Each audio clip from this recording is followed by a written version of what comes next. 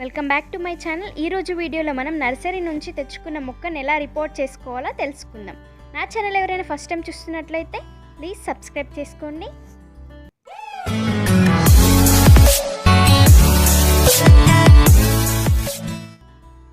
ఇక్కడ నేను ఒక పాట్లో ఆల్రెడీ పాత సాయిల్ మిక్చర్ ఉంటే దాన్ని తీసేసుకున్నాను కంప్లీట్గా. కింద ఒక డ్రైనేజ్ హోల్ అనేది ఉంది, అది అలానే ఉంచుకున్నాను కొంచెం మట్టి తీసేసి. అండ్ నెక్స్ట్ నేను దీన్ని సాయిల్ మిక్చర్ ఎలా తీసుకున్నానంటే కొద్దిగా ఇసుక, కోకోపీట్, ఏంటిది కిచెన్ కాంపోస్ట్, అలాగే కొద్దిగా పశువుల ఎరువు అండ్ సాయిల్ తీసుకున్నాను. అలాగే వేపపిండి ఖచ్చితంగా యాడ్ చేసుకోవాలి, ఎందుకంటే రూట్ రాట్ కాకుండా, రూట్ రిలేటెడ్ డిసీజెస్ రాకుండా, అలాగే సాయిల్లో ఏమైనా హార్మ్ఫుల్ మైక్రో ఆర్గానిజమ్స్ ఉన్నా కూడా, హార్మ్ఫుల్ చీడపీడలు ఉన్నా కూడా పోతాయి.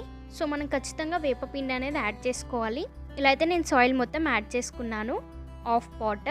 తర్వాత ఇది నేను మా అమ్మమ్మ వాళ్ళ ఇంటికి వెళ్ళినప్పుడు అక్కడ నాకు అయితే అన్ని కలర్ మందారం మొక్కలు ఉన్నాయి, అంటే yellow, red and peach colour ఉన్నాయి. నా దగ్గర వైట్ లేదు, అందుకని నేను అక్కడికి వెళ్ళినప్పుడు అక్కడ గవర్నమెంట్ నర్సరీస్ ఉంటాయి, అక్కడ నాకు వైట్ కలర్ మందారం కనిపిస్తే నేను దాన్ని తెచ్చుకున్నాను. అలాగే ఒకటి గులాబీ మొక్క కూడా తెచ్చుకున్నాను, నార్మల్ దేశీ వెరైటీది.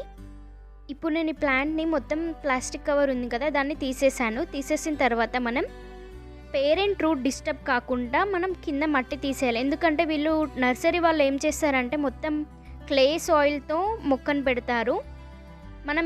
మనం మొక్క పెట్టినట్లయితే ఏమవుతుందంటే రూట్స్ అనేవి పెరగకుండా ప్లాంట్ అనేది చనిపోవడానికి అవకాశాలు ఉంటాయి. కాబట్టి మనం పేరెంట్ రూట్ దగ్గర డిస్టర్బ్ చేయకుండా కింద మొత్తం సాయిల్ అనేది తీసేసుకోవాలి. అది బంక మట్టి కాబట్టి నార్మల్గా మనకి పశువుల ఎరువుతో ఉంటే తీసుకోవడం అవసరం లేదు, ఇది బంకమట్టి కాబట్టి నేను ఎలా తీస్తున్నాను. దాదాపు నర్సరీలలో బంకమట్టిలోనే పెంచుతారు మొక్కల్ని. సో నేను ఇలా తీసేసుకున్నాను, పేరెంట్ రూట్ దగ్గర మాత్రం ఉంచుకున్నాను.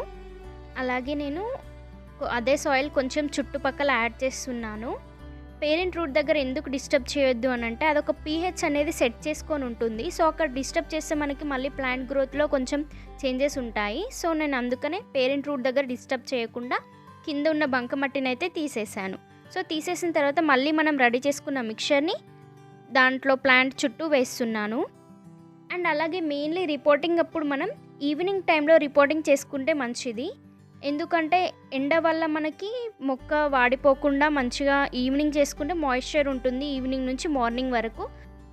సో అది ట్రాన్స్ప్లాంట్ షాక్ నుంచి గురవ్వకుండా మంచిగా గ్రో అవుతుంది. అందుకని ఎప్పుడైనా మనం ట్రాన్స్ప్లాంట్ చేసుకునేటప్పుడు, రిపోర్టింగ్ చేసుకునేటప్పుడు ఈవినింగ్ టైంలో చేసుకోవాలి ఖచ్చితంగా.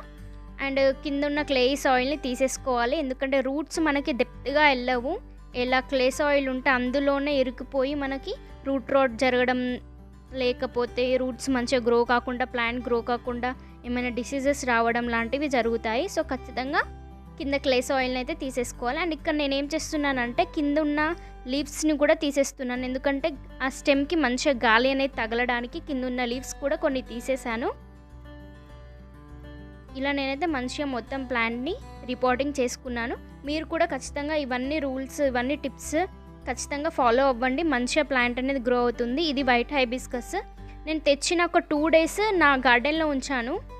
ఇలా మనం 2 days ఉంచడం వల్ల మన ఎన్విరాన్మెంట్కి అది అలవాటు పడిపోతుంది. సో తర్వాత మనం రిపోర్ట్ చేసుకోవచ్చు. ఈవినింగ్ టైంలో రిపోర్ట్ చేసుకోండి అండ్ ఈ వర్షాకాలంలో ఎక్కువ మొక్కలు పెంచండి. ఇది ఇవాళ వీడియో మీకు ఖచ్చితంగా నచ్చుతుంది, అలాగే యూజ్ అవుతుంది అనుకుంటున్నాను. So please like, share and subscribe my channel. Thanks for watching. Wish you all happy gardening.